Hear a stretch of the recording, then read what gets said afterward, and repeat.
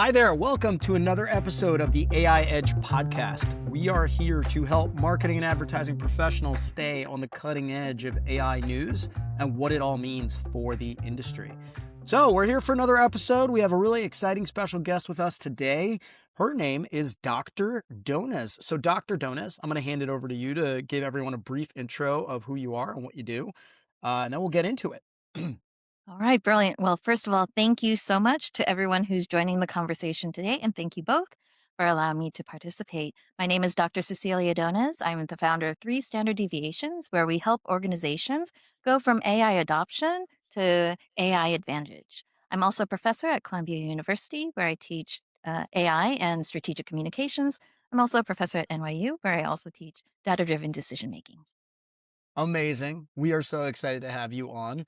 We also have Myles Younger here. Hey, Myles. Hey. And hey, Cecilia. Thanks for joining us.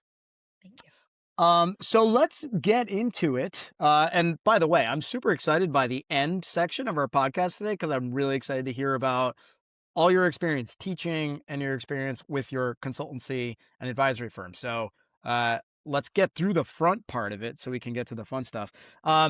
So the front part, top AI news of the week. And actually, just a quick editorial note for everybody listening. We are now doing this every 2 weeks. So we're going to be compiling the news from the last 2 weeks and talking about it on the podcast. So the last 2 weeks worth of news, the big stories that came to the top, first of all, was everything that Google announced between Google I/O and Google Marketing Live. And the big kind of story, in my opinion, was the story around search, right? So they came out and basically said, hey, we are revamping our kind of vision for what search should be on the web. And this is the biggest overhaul we've made in 25 years since the first kind of like search box was launched. And it's different in a few unique ways, right? So one is the idea is the search box will now be fully intelligent. And what Google means by that is it can do a few different things. So first of all, it can start dispatching agents to do things on your behalf, right? If you're like, hey, I want to, do X, Y, and Z research every other day and get an alert into my inbox or into Gemini or something like that, it'll spin that up just via the search bar, right? It can also build simple apps. Oh, I want to get on a fitness regimen. Here are kind of my specific situations and my goals, and put this together for me. And it can build a little fitness app for you that you can use to track all your data. And that just happens through the search bar.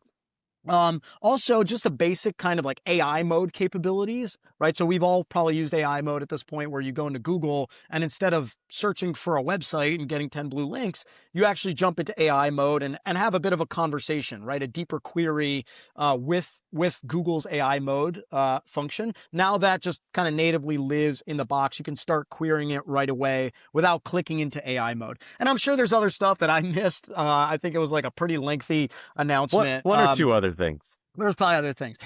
They like were very clear that, hey, the blue links aren't going away. But if you look at like the videos and the screenshots, and if you go experience it yourself, the blue links are like way further down now in the experience, right? Depending on how you use the search bar. So they're kind of going away for all intents and purposes, at least in my opinion. Also, a couple of other quick notes that came out of the conferences. One was they announced something called native checkout in AI mode. So I think they've been doing this in Gemini where you can just buy a product natively, like from Best Buy or Home Depot or Walmart. But now you can just do it through Google search. And when you jump into AI mode from Google search, also they expanded something called universal cart, which is this idea that you can drop things into your shopping cart on Google from different retailers and just buy it in a single place, or go natively to that retailer site and your cart will kind of persist from Google over to that site. Last thing I will say, and then we'll get into discussion. They also announced a lot of new ad formats. And I think this, obviously Google's business is ads. So them revamping the search experience goes hand in hand with new types of ads, right? It's no longer, lots of blue links as your search results and then blue link ads next to them. It's this AI kind of driven search experience with AI driven ads. And so they launched an ad format called direct offers, which is basically a brand can upload specific types of offers and promotions and their entire product catalog. And those ads will kind of adapt in real time and surface special offers to users based on what they're querying. Conversational discovery ads.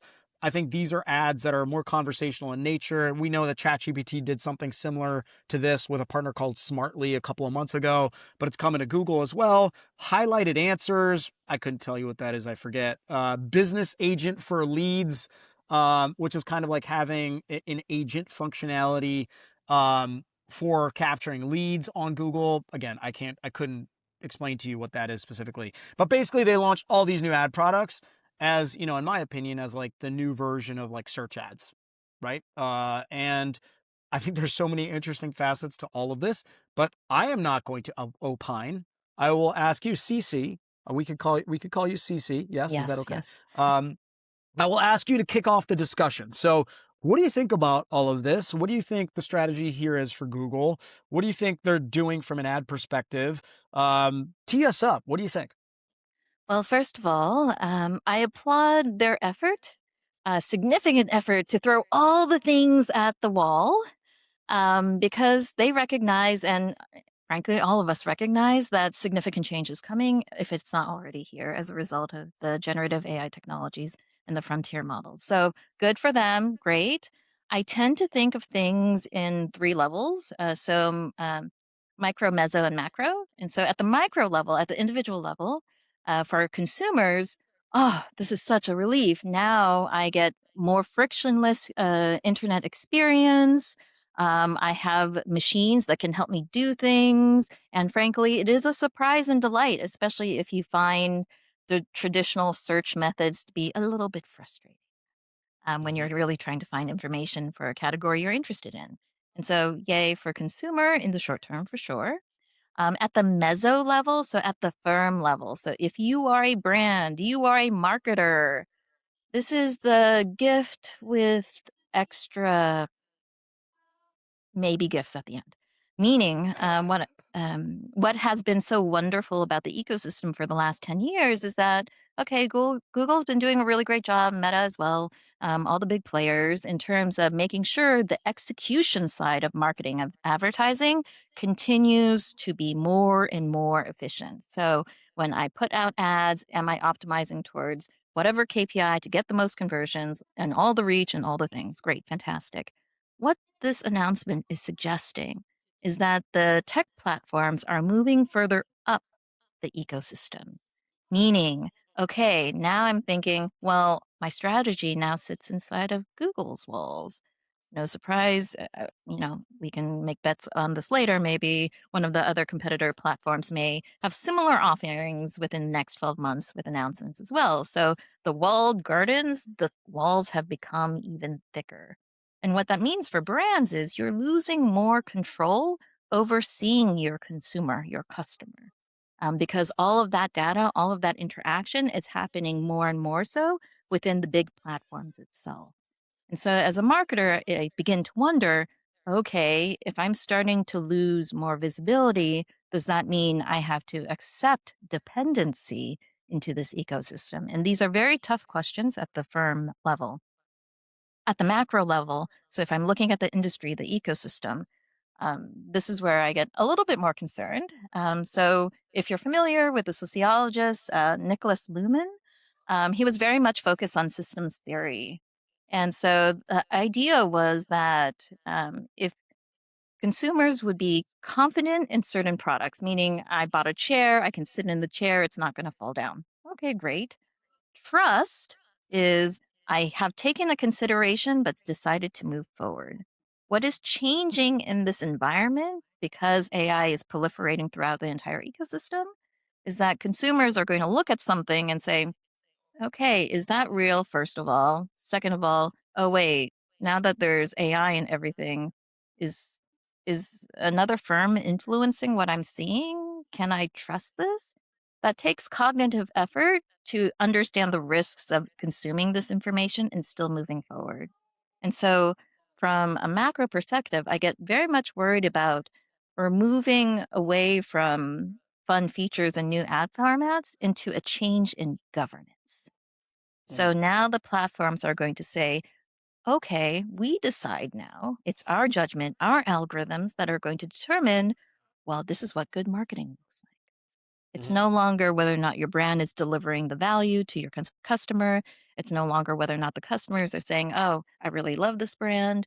It's more that the platforms and the algorithms in those platforms, which are semi transparent, maybe some would argue opaque, are going to decide what works and what doesn't work and what levers we have in terms of um, understanding that and operating within that. It's fundamentally changing. And so that Mhm. governance, the change of governance for moving further upstream where the platforms learn the brand strategy, learn the brand's their core identities more so than the brand itself. That is hmm where I get very curious what the future will hold. That's fascinating. Miles, you want to respond to that, or any follow up thoughts? My response is a question, Cece. Firstly, that was very well put. I appreciate the. I'm sorry, you didn't use the term mezzanine. It was a Mezzo. variant on that. Mezzo. Mezzo. Thank you. Um, at the firm level, this issue or challenge of control has been present for, you know, you could even take it back 20 years or so in terms of digital advertising, where brands are just feeding more and more of their data, their strategy, their audiences into large digital platforms. So I'm gonna go out on a limb and guess, like, in your career, this isn't like the first time that you've just discovered yeah, it goes back a ways. And so this is something the brands have been grappling with for a long time. The brands that you like, folks at the firm level that you talk to, uh, I guess you could answer the question in one of two ways. One, what is it that you advise them to do from your perspective? Or what is it that you're hearing from them in terms of, like, I understand the concern, but how are they thinking of addressing this? Yeah, no worries. So it's not to say, oh no, please don't use the platforms. That's not the case, and most likely will not be the case moving forward. You will have to learn how to use these platforms. So the question becomes pragmatically, how do you operate in these environments, knowing that there's always going to be a sword of Damocles over your head hmm regarding, changes in algorithms, et cetera. So my advisement, first of all, is if you haven't done an audit of what your brand looks like on any of these platforms, do it today, do it yesterday, get an intern to do it, get an agent to do it. Because it's really important to understand how you look inside of these platforms because you will look different than you did when you were optimizing SEO and search and all of that. And so I think most brands um, have yet to do a complete audit. And what makes it challenging is it's not a one and done audit thing. Yep. Why? As the platforms change the algorithms, as the newer versions of them show up, that means you have to do the audit again. So there's a persistent brand auditing that you have to do on these platforms to be aware of how you appear. Yeah. um, Shiv, I did have one reaction that I wanted to add sure. is, Cece, you brought up trust, and it made me immediately think that, like, so there's a bit of a seesaw at the platform level or on the macro level. Is the more that they adopt AI technology and integrate it into everyone's interaction with those platforms, there's a high possibility that they're going to erode trust. Like, they're chasing after a thing that's going to be possibly ultimately self-defeating a little bit for them, or corrosive to the trust that people might place in a Google or a Meta or an Amazon. Mhm. Um, and that maybe that's where there's an opportunity for brands, because what is a brand after all? It's a mark of trust. When you, like, take the red hot poker and stamp it into a barrel in 1875, that was your literal brand. And it was a Mhm. mark that someone opening the barrel or buying the barrel without opening it first to see what was inside could trust that it was a quality product because of what was stamped on it. And so obviously that's a very glib and broad thing to say. But as the platforms maybe spend a little bit of the next couple of years possibly undermining their own trust, there might be an opening for brands. I don't know if that's anything like you've explored or run across or. Yes, yes. So for some of my clients, this is where the opportunity area for marketers really exists. Meaning, and thank you for sharing that. Good news. Last time I checked, I still live in the real world. I'm not fully virtual. And everyone Yeah. I've checked so far still lives in the real world and isn't fully virtual. Sometimes those of us who hang out in AI land and data land and digital ad land, The we metaverse? you know, I'd had to retire it. I'm sorry. I had to Oh, put you away don't my use it anymore? All right. I headsets. Yeah. respect that. RIP. Too soon. Too soon. Um, Physical and digital experiences. Consumer experience is the opportunity. I was working with a client and they were already doing a lot of experiential marketing, so pop-ups and things like that. And what the opportunity area for them was, okay, they're doing so many things where their consumers are literally looking for the pop-up so they can be physically with the brand, with the products, Mhm. but they weren't doing any data strategy around data collection. So Mhm. so for that particular client, I was assisting with the data strategy. So how do we create the value exchange such that the consumer proactively says, yes, you are more than happy to have my data because I really appreciated this experience. I really like this brand. That's a very different value exchange when you mix physical and digital versus when you're only looking at digital land. And so this is where I find that brands that have the opportunity to do those things, they should lean into their strengths that they exist in real life with physical products. This can still work for services as well, because with B2B marketing, B2B conferences, not everything is done digitally. There's still physical components of that. And so I think it's an opportunity for marketers to become radically clear about one, being clear about the brand, but two, what experiences do we really want to create that are both physical and digital? Hmm. And being more mindful Mhm. about that. Yeah. I think that's really smart. I think, like, so taking it back to the Google aspect of it, I think, yeah, it's really interesting. I did not think that in my opinion, Google has earned so much trust, for better or for worse, over the last 20 years in terms of like being the company where you can go search for something and get results that are like, the algorithm is decent enough where, they have, again, you can argue with me on this, but like Google's a $4 trillion company, maybe five, I don't know, something crazy.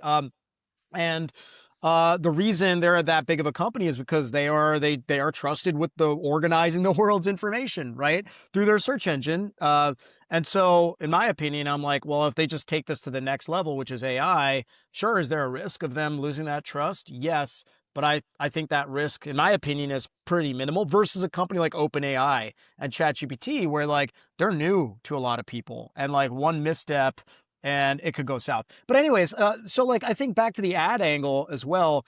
I think Cece, you're 100% right. Like, first of all, they're trying to suck people more into their ecosystem, right? Spend more time on Google. Don't go click off to these blue links and go to the open web. Why do you need to do that? Just stay here. We got you. We can answer all your questions. We can build agents for you. We can help you buy things. And I think that inevitably is a way for them to grow their ad business, right? And that's why you're seeing them launch all these ad products, these new ad, spaghetti against the wall. There's 5 new ad products or whatever, to kind of align with this new version of search.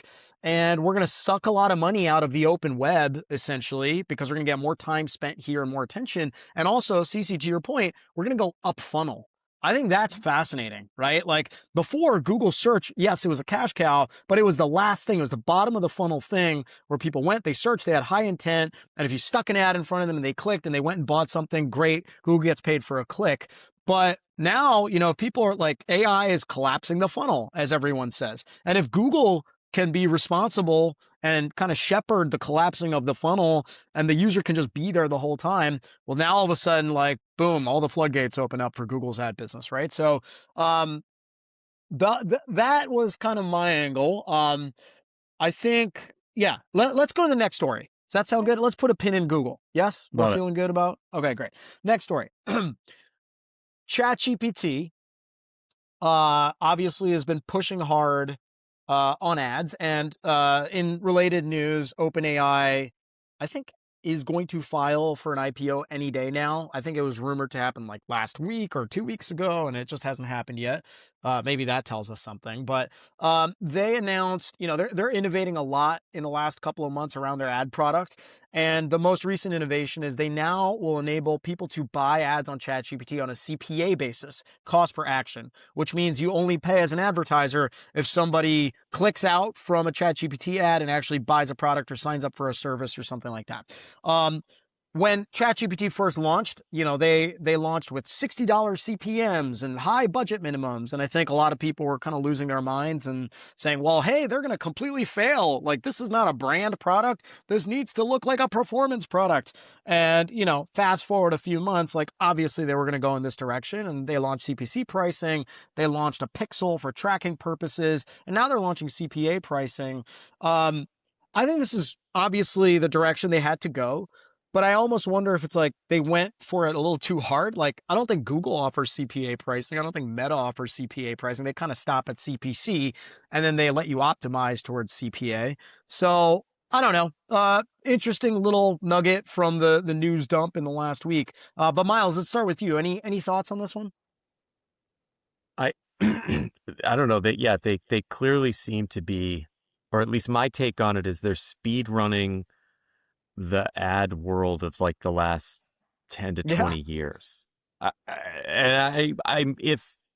I don't work there, I don't run OpenAI, and strategically, if that's what they feel they ought to do in order to get to the right solution for them, then fine, speed run it. Like, to figure out if there's a there. Like, that could be part of their strategy where they're just like, I don't know, we're going to figure out if this is even going to work, because I have consistently maintained for like a few years now is I'm just not convinced that the old little clicking links search model is gonna work in AI, because the thing with which you are interacting is fundamentally different. It used to be that you were interacting with essentially a static web page of HTML. Now you're interacting with an intellect. And to inject little search box ads into an intellect strikes me as just the wrong thing. Do I know what the right thing is? I have no idea. But I just like, okay, they're still speed running, and Shiv, yes, everybody was like giving him crap a couple months ago for the high CPM. It was like, guys, they can modify their plans as they go. Like, this isn't written in stone, people. Anyway, and they've definitely sped things up in the last couple of months. Like, they have all these partnerships, and ad tech companies like now sell ChatGPT ads, and et cetera, et cetera. I think this ties back to the Google story in the sense that like Google is throwing spaghetti at the wall in terms of ads around AI. ChatGPT is throwing spaghetti at the wall in terms of ads with AI, because no one knows what consumers are going to accept. No one knows from an advertiser perspective what's going to actually convert and work. And so the right solution might be throw spaghetti at the wall. I think, Myles, you also make a really good point about like, I think them going CPA so aggressively is maybe them discounting the idea of like AI being a full funnel environment. Like, back to, again, what we were just talking about with Google. AI is where you do discovery, where you compare, where you buy. And if they're just like, hey, this is performance, buy CPA, are they kind of boxing themselves in to performance? Whereas Google, we're seeing kind of go the opposite direction. If anything, like, hey, we've got these like cool ad formats and discovery ads and chat-based ads. And so anyways, spaghetti against the wall. Cece, what do you think? First of all, I think both stories are quite complementary, so it's wonderful to see the two players dance around each other. So I really like your points regarding that. Well, a few things. So the first one was the original pricing. I'm a researcher at heart, and so to me, a simple conjoint could have told them very quickly that those prices probably would not be okay in the marketplace, but that's okay. Again, I have no inside information, and of course, they clearly know what they're doing, so they can do whatever they want. But it is a signal. Do that? Do they? or they are doing things. Yeah. And those things have consequences. So the changing of the pricing is good news for the firm, as also good news for the consumer, in the sense that once you fix the pricing such that the advertising is better sorted, the experience not only for the firm will be better, but the experience downstream to the consumer will hopefully be better as well. So that's one story. The second one I think is more interesting for us marketers is the pixel play. Why? Why was Google so good at what they were doing? Why was Meta so good at what they were doing? They had pixels to help you understand as a brand the conversion. And at the time, the Yeah. conversion was click. What's interesting and distinct about the LLMs and foundational models, and where this play from OpenAI is more interesting, is if they are tracking with a pixel the final conversion, it's not just a search term that is associated or a search query associated with that conversion. It is a conversation history potentially. Hmm. Mm-hmm. And so when we think about the word intent, yes, Google had a very good understanding of what intent means with Google search. This is a different layer of intent. Mm-hmm. When someone searches for something in any of the browsers, they've already thought through the words to describe the thing that they are looking for. When you have a conversation, the ideas are incomplete. You move left, you move right. You explore up, you explore down, you go down a rabbit hole, all the things. All of that capture shows how people are actually thinking. So the richness of that information could potentially create a moat for the LLMs. And in particular, we're talking about OpenAI, which makes this whole story much more interesting. Now, they've also said, hey, we're not going to let all of this money stuff get in the way of neutral AI answers. Those are nice words. And I do recall at some point in time, there was a large firm that said they were never going to be evil. And there was another large firm. There were many public promises to consumers. And so, yes, that's good that they're saying the words now. But when there is commercial pressure, when the Yeah. IPO eventually happens, will those things stick? And Yeah. so, at the macro level, at the ecosystem level, I get concerned. Well, when a consumer looks at anything that's AI related, can they actually trust it? Or is the financial commercial incentives going to sway things in a direction that may not be beneficial for anyone, except for the platforms, of course? CC, I absolutely love that you brought up the topic of attribution with specific respect to ChatGPT ads, but it could be any LLM based, attribution. It's something like I've been pondering is like, hey, I have a whatever armchair prediction that OpenAI, ChatGPT are going to have to launch like their own version of Google Analytics or something to help marketers figure out what was it that led up to the conversion. Because I think you put it very well, is that in a traditional search or whatever legacy search model, 99% of the whatever cognitive load just happens in the person's brain. Google doesn't know what happened. Nobody knows really what happened. And Google gets to step in at the last minute when someone has done like all of this cognitive work to come up with a search term that, returns a very, very structured list of information and very structured choices. Whereas LLMs don't work like that at all. I mean, I just based on everything that you're saying, I mean, it sounds like this is something that you would have like thought through significantly. And the guys at the BMW shop are like revving up engines outside. So sorry if there's Oh, like they're revving engine up your revving car. noises. No, my fleet Your of car. BMWs are just keeping them warmed up.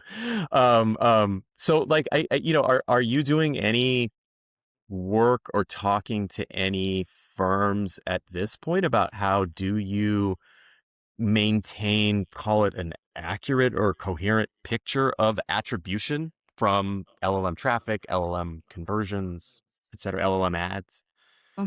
So accurate. Yeah. We can debate philosophically what we mean by accurate.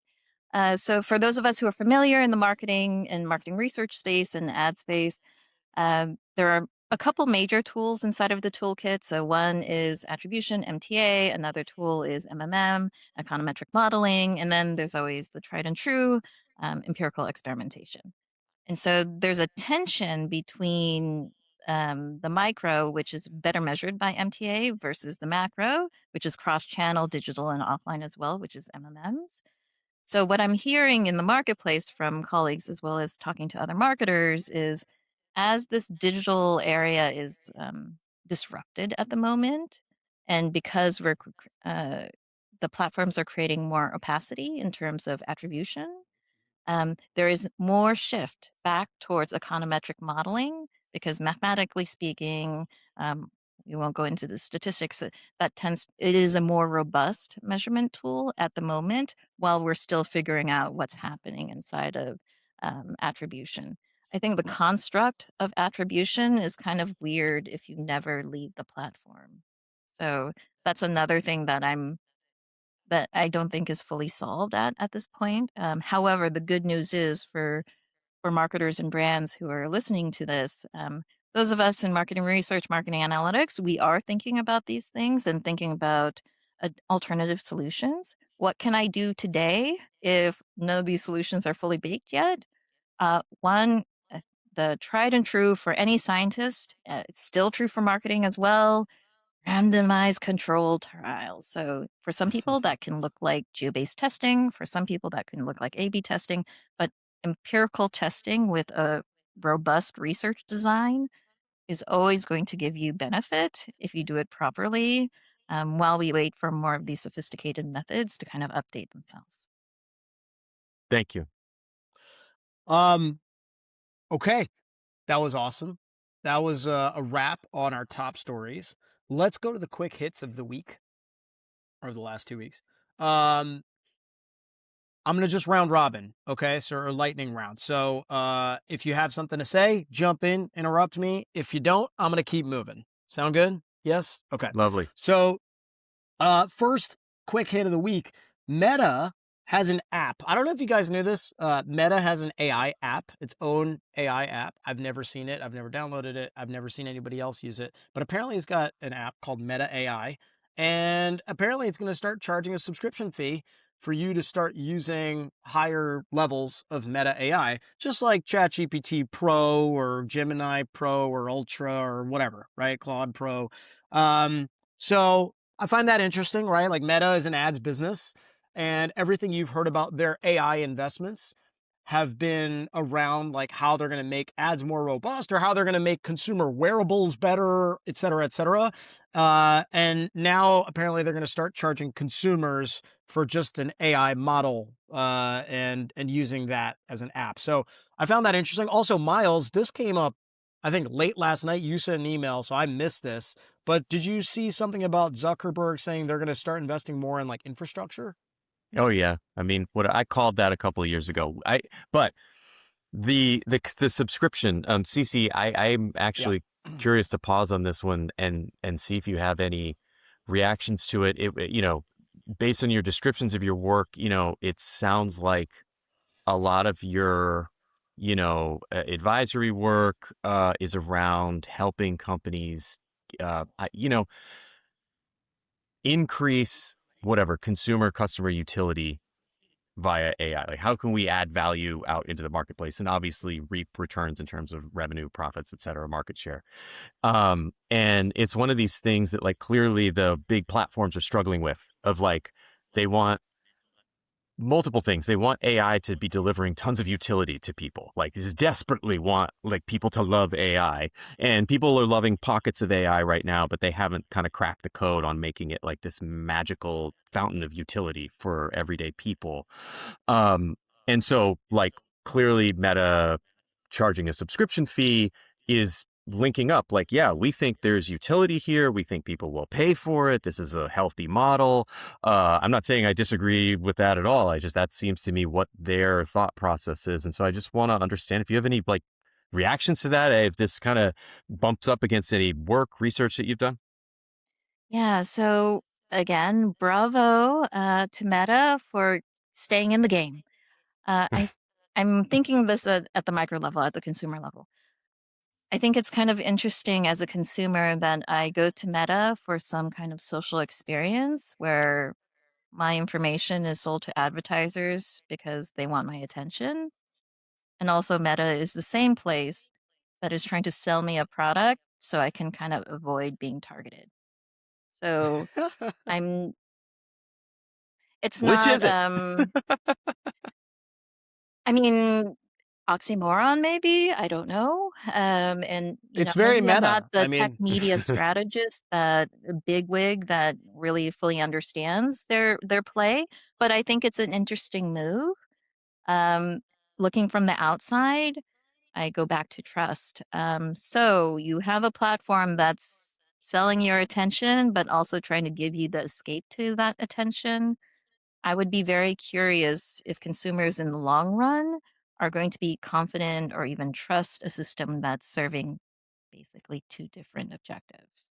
Mm-hmm. but isn't everyone doing that to a certain extent? Like, I'm not saying it's right, but Mhm, like any company that's like, hey, you could say Netflix is doing that. Hey, like, mhm. there's an ads tier, and then there's a pay me, and then I won't serve you ads, right? Like ChatGPT is that now. You could, YouTube has YouTube Premium.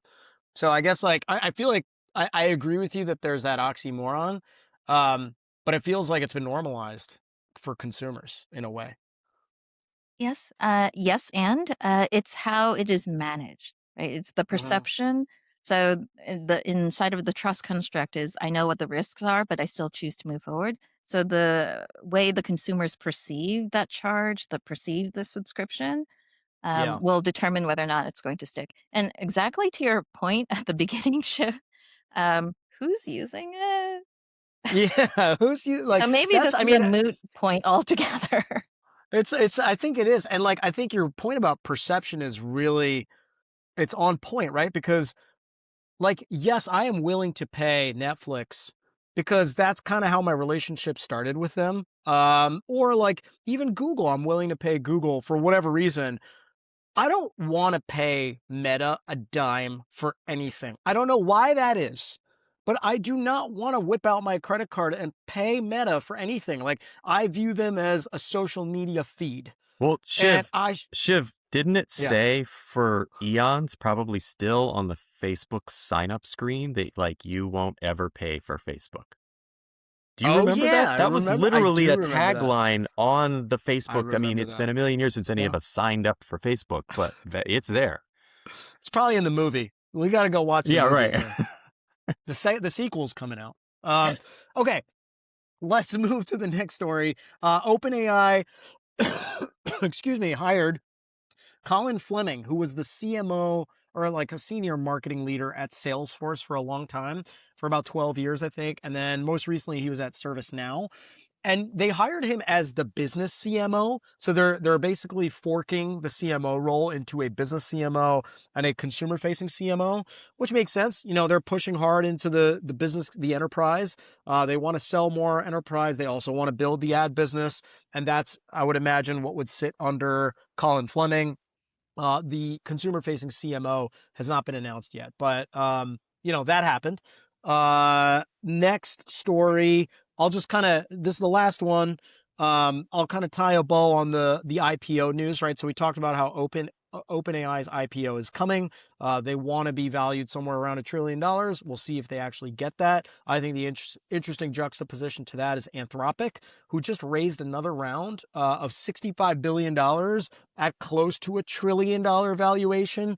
I think what was really interesting in that raise was they have now hit $47 billion in ARR, so annual revenue run rate, which is crazy impressive for Anthropic given where they were last year, just a crazy rate of increase. And this I found to be the most interesting. They are possibly going to turn in a profit this quarter, Anthropic, which for a company like Anthropic, to me, just I was blown away when I read that. I didn't know they were close to that.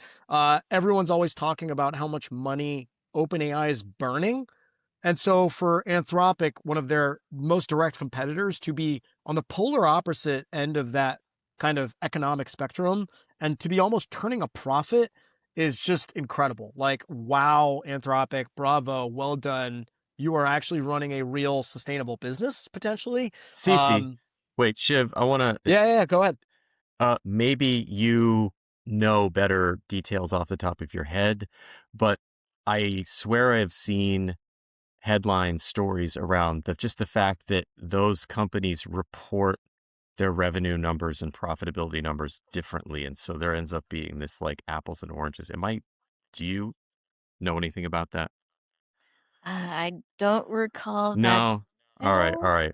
Yeah, Shiv, I That's would interesting. take it with a little bit of a grain of salt because they may be because they're Anthropic's private, and so they can like report their quote profitability and operating margins and stuff kind of however Okay. they want. Well, they're both private right now, Yeah, technically. exactly. And so it's like Yeah. they're these measures are quasi arbitrary coming out of these companies. Fair enough. Um, okay. That is a wrap on the news. Let's move to your world, CC. We want to hear all about your work and what you're doing. So, first of all, tell us a little bit more about Three Standard Deviations, about the work you're doing with your customers, the advisory, and what's kind of all coming out of that. Let's start there. Yeah. So because it's a circle of trust.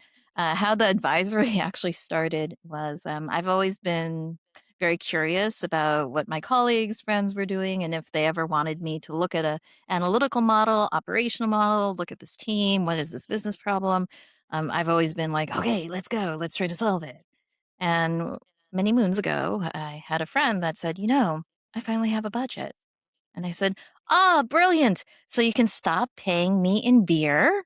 And that is how Three Standard Deviations was born. So I it's a very important origin story. We'll put it in the film one day.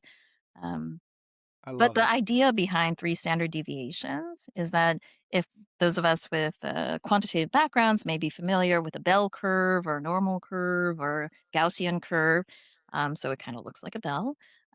Many of us, many of our organizations actually operate kind of in the middle, in the mean, where most of the data lives, which is fine. That's why it looks like a bell curve. However, for me and for the clients I work with and the colleagues I work with, I'm much more interested at what happens at the third standard deviation. And by definition, it's rare, and by definition, it's more valuable. And so those are the kinds of AI problems I try to help organizations with. So they may have adopted an AI platform, they may have a data strategy, but maybe they're wondering, the ROI does not look good on this, or oof, you know what? We deployed and no one's using it. And so me and my team, we go in there to figure out, okay, well, you kind of started adopting, but we really need to convert this into a strategic advantage. So we're not doing AI for AI's sake. Um, and so working through that with organizations and helping them move along the maturity curve is something that I'm very much passionate about, in addition to all the work that I do regarding education. Cece, So, do you mind expanding a bit on what data strategy means with respect to your work? yeah. So for my marketing clients, I tend to focus on, especially when they have a lot of first party data, well, what is data quality means to them. So data quality as an idea, as a construct, we do take it from data people, IT people, data land. And there is a more technical definition. However, the semantic meaning, the meaning that matters to consumers and brands, that's what I work with marketers to help them define.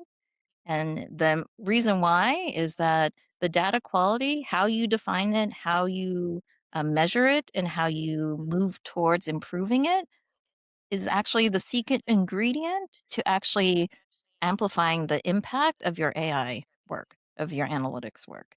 So the data in matters so, so much. And so I focus with marketing clients regarding data quality to help them define that and also work towards how do we improve that in partnership with their data counterparts.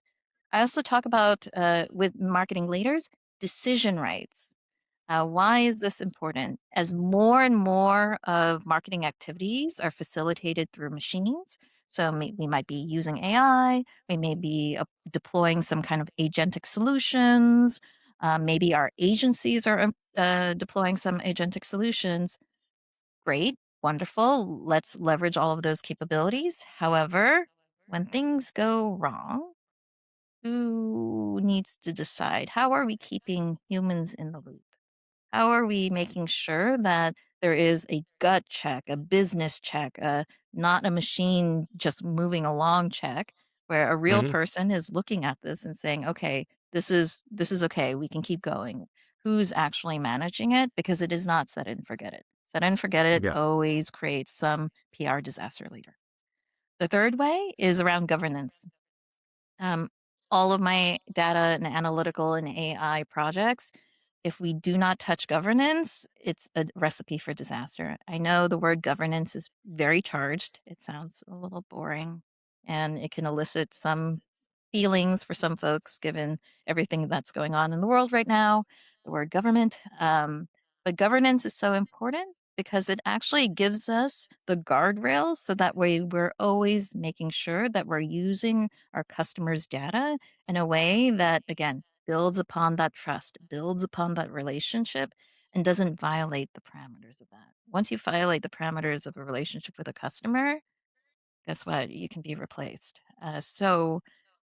I work in those three ways with especially marketing clients to make sure that their Hmm. data is healthy. So when they layer AI and technologies on top of it, it amplifies that effort.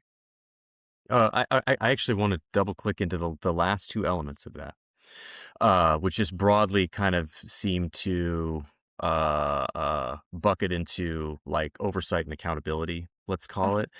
Are you finding, or your clients finding, like, are they able to overlay that like onto whatever, like existing org charts, existing racy charts? Or are they having to design entirely new ways that work and information travel through and responsibility travels through a business?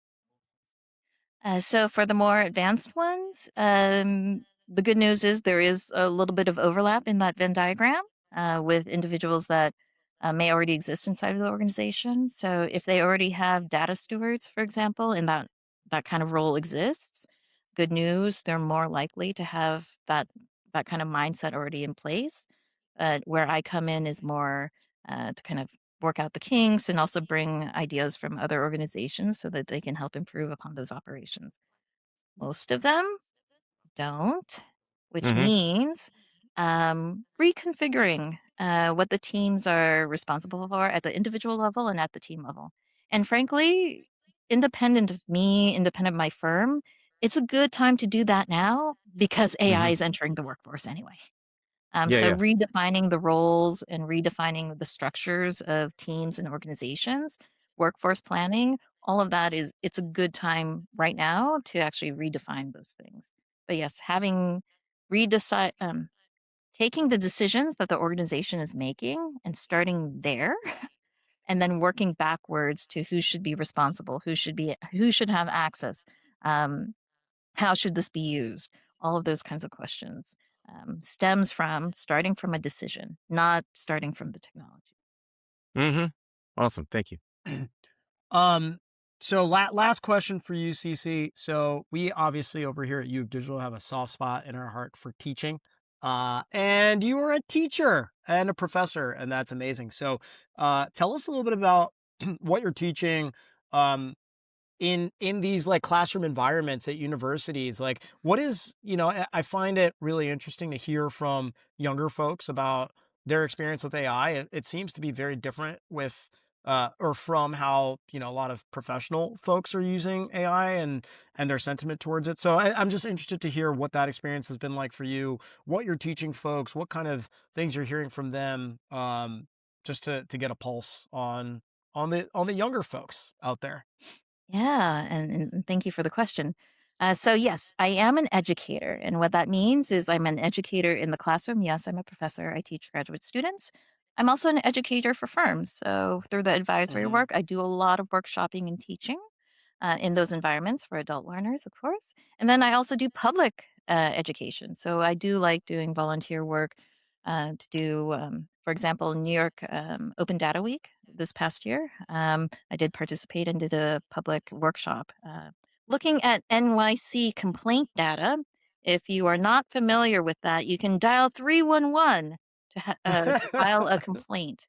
Oh, goodness. When you look at that by zip code, you can see where there are opportunity areas to improve the experience. And it's fun to analyze.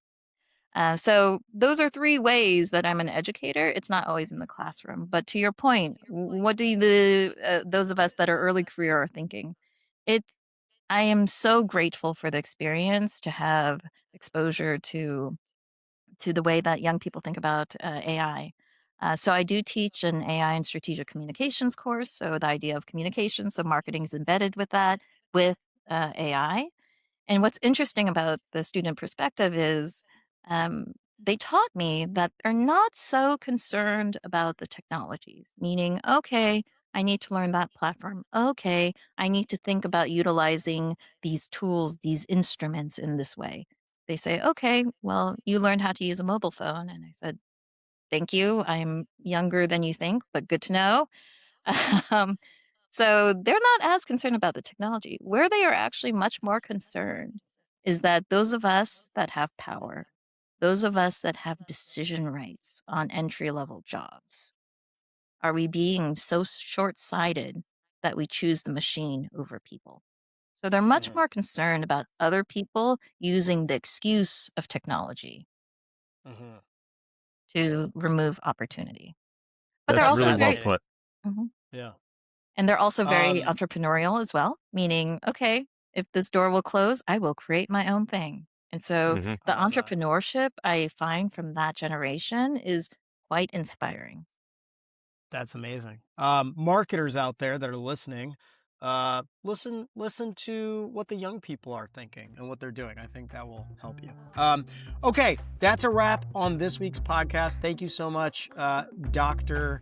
Dones. You were fantastic, wealth of knowledge. So we really appreciate you being here. Thanks to our listeners. Thank you, Myles. And we'll see you guys again on the next episode of the AI Edge podcast.